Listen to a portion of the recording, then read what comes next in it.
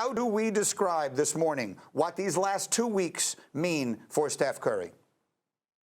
I got to tell you, I was really surprised by how much they savored this. Having been around teams that have tacked on titles before, this was not just another one. You know, he can point to the fourth finger, but I feel like this ring is going to be the special one. And I think it's because, regardless of what they said, they recognized that there was a hole there. Like, when I saw the way that the Warriors players and his teammates embraced him when he got that MVP, and how they chanted MVP, and how they celebrated it, and how they all wanted photos of him with the trophy.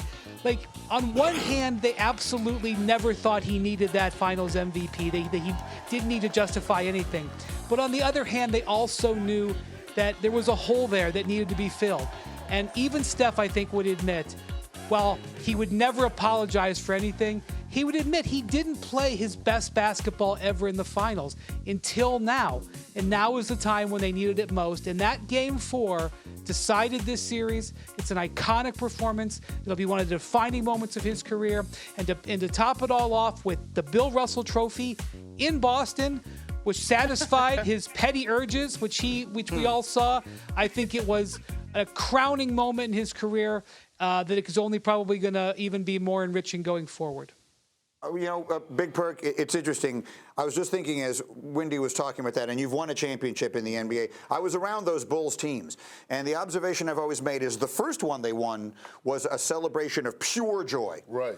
From that point forward, there was a large element of relief involved. They were expected to win, and that was their goal, and anything short of it would have been a disappointment. So there was some relief. Last night, the emotions of the Warriors felt a lot closer to the joy than they felt to the relief, and I think it speaks to all that they have been through in the last few years. Yeah, absolutely, Greeny. And look, it's not just the joy and the emotions of the Warriors, but I'm tuning in, I'm dialing in to Steph Curry. You know why he was so emotional? Just think about it. This out of all the championships, this was the first finals where he actually was the best player on the floor. You go back to the first one, it was LeBron James, although they lost their finals, he did. When you go to his next two, it was Kevin Durant.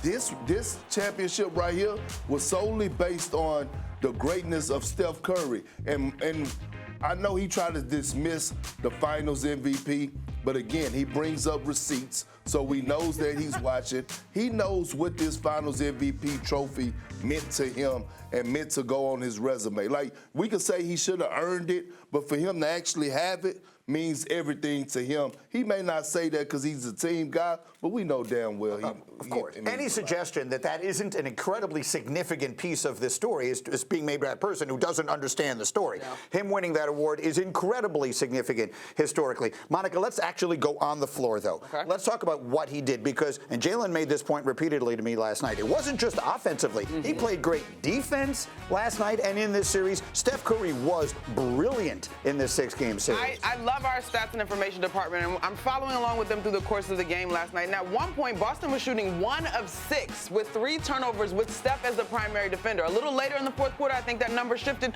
to 2 of 9. And so he stood up to the call-out, right? Like, to looking to go at Steph Curry. And then, as much as we hail his three-point shooting, greatest three-point shooter of all time, he got to the paint. He put so much pressure on this Boston Celtics defense. When he had a matchup that he liked, poor Al Horford got caught in the matrix a few times, and then he was able to finish at the rim. And then let's not forget the way that he was able to pass the ball. We talk about him as a point guard.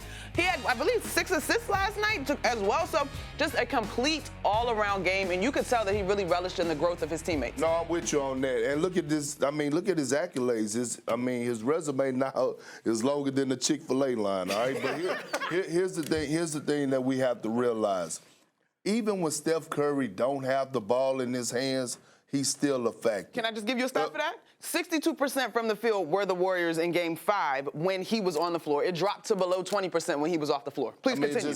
It speaks to his greatness. But I will say this: pound for pound, he's the greatest, he's the most conditioned athlete in the NBA right now. No disrespect to LeBron James, but to be 6'2", 6'3", 200 pounds and being able to run around the floor and not get tired and then get picked on. They tried to call him up and get switches for him and Jason Tatum. It was times that Al Horford, a 6'10", 265-pound body, was trying to pound Steph Curry down on the low block, and he could not move him. Yeah. He could not move him. And then we talked about him finishing in the fourth quarter.